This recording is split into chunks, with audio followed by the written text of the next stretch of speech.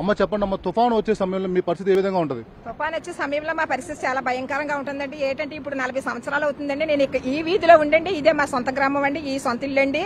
అయితే ఇక్కడే కూడా ఇది ఉప్పాడ అనే గ్రామంలో ఇదే మెయిన్ పాయింట్ అండి. ఇక్కడే ఫిషరీస్ డిపార్ట్మెంట్స్ కానీ, తర్వాత బంగ్లాలు కానీ, తర్వాత పెద్ద పెద్ద శివాలయాలు కానీ కాలగర్భంలో కలిసిపోయండి. పాత ఉప్పాడ అని చెప్పుకోవడానికి ఈ మెయిన్ రోడ్ ఇది ఒక్కటే మిగిలిందండి. ఇది కూడా కాలగర్భంలో కలిసిపోకుండా, సముద్ర గర్భంలో కలిసిపోకుండా మాకు రక్షణ గోడ ఒకటి కల్పించాలండి. ఎందుకంటే అప్పుడు ఎంపీ పల్లవరాజు గారి హయాంలో మాకు గట్టేశారండి. ఆ గట్టేసిన తర్వాత 10 సంవత్సరాలు మాకు మా గృహాలు అలా కాచిందండి. తర్వాత అది డ్యామేజ్ అయిందండి. డ్యామేజ్ అయిన తర్వాత ఏ అధికారులు కూడా ఆ గొట్టు మీద ఒక దృష్టి పెట్టి దాన్ని రిపేర్ చేయాలని అసలు అనుకోలేదండి. ఎందుకంటే ఇప్పుడు తుఫాన్ వచ్చేసరికి చాలా మేము భయంకరంగా ఉంటున్నామండి. వేరే గ్రామాలకు వెళ్ళాలన్నా వెళ్ళలేకపోతున్నామండి తుఫాన్ షెల్టర్లో.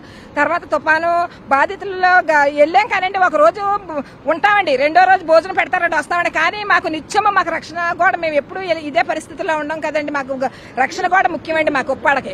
ఎందుకంటే ఈ మెయిన్ పాయింట్ పోయిందంటే ఒక ఉప్పాడ అనే గ్రామం కాలగర్భంలో కలిసిపోయినట్లేనండి. అమ్మ మీరు చెప్పండి అమ్మా, ఇప్పుడు ఈ తుఫాను హెవీగా ఉందని చెప్పి అటు అధికారులందరూ కూడా మిమ్మల్ని పునరావాస కేంద్రానికి తీసుకెళ్లారు. పునరావాస కేంద్రానికి ఏ రోజు తీసుకెళ్లారు? అక్కడ ఎటువంటి ఏర్పాట్లు చేశారు? 3 రోజులు అవుతుందండి తీసుకెళ్లి. భోజనం అన్నీ అవి బాగానే ఉన్నాయండి. భోజనం పెట్టేసి ఏదో పెట్టేసారు కదండి. మాకు కావాల్సింది భయంకరమైన స్థితిలో ఉంటున్నామండి. తుఫాన్ అనగానే ఏ క్షణంలో ఏం జరుగుతుందా, మా ఏం పాత ఇల్లండి, అయ్యం పడిపోతున్నాయండి, ఏం ప్రాణాలకు ఏం అపాయం అనేసి మేము అనుక్షణం భయంకరంగా బతుకుతున్నామండి.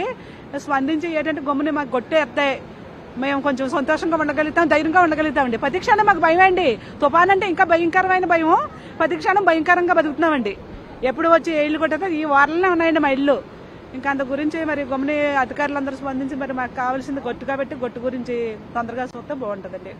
అది తుఫాను వచ్చినప్పుడల్లా కూడా బిక్కుబిక్కుమంటూ బతకాల్సి పరిస్థితి మాకు ఇక్కడ నెలకొని ఉంది. దాంతో పాటు దాదాపు 1 కిలోమీటర్ మేరకు ఉన్న ఊరంతా కూడా కోతకు గురవుతూ చాలా తగ్గుకుంటూ వస్తుందని చెప్పి కూడా ఇక్కడ ఉన్న మహిళలు చెప్తా ఉన్నారు. మాకు టెంపరీ సొల్యూషన్ కాదు, పర్మనెంట్ సొల్యూషన్ కావాలి, ఈ ఉప్పాడ గ్రామాన్ని పూర్తిగా కాపాడాలని చెప్పి కూడా డిప్యూటీ సీఎం పవన్ కళ్యాణ్ ఇక్కడ ఉన్న మహిళలందరూ కూడా వేడుకుంటున్న పరిస్థితి కనిపిస్తా ఉంది. కెమెరామెన్ ఈశ్వర్తో కలిసి వినయ్, ఎన్టీవీ, ఉప్పాడ నుంచి.